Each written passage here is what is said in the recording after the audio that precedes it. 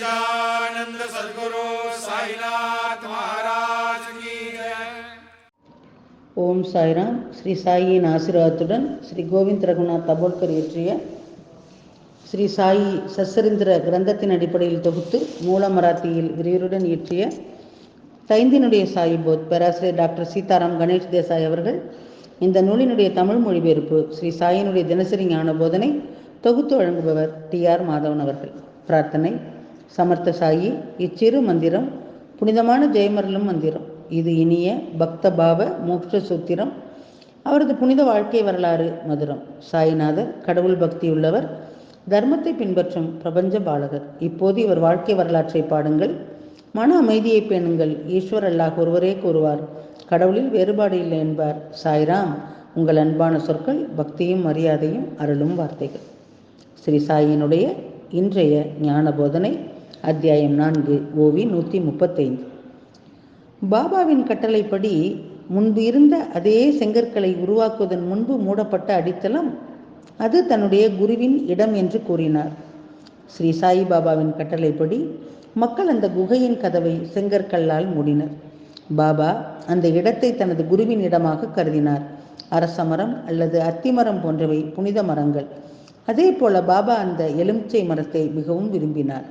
அவர் அவைகளை மிகவும் மதித்தார்.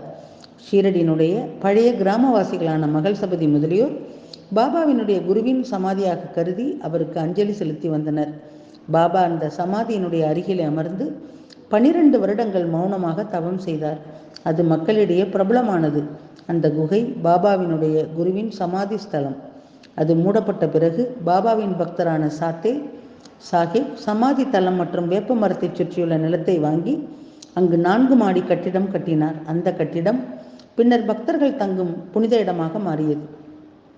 அங்கு ஏராளமான பக்தர்கள் கூட்டம் கூட்டமாக கூடுவது வழக்கம். எலுமிச்சம்பழ மரங்களை சுற்றி கையிருப்பு கட்டப்பட்டு தென்கிழக்கிலே அத்தகைய மரங்கள் வெளியே எடுக்கப்பட்டன.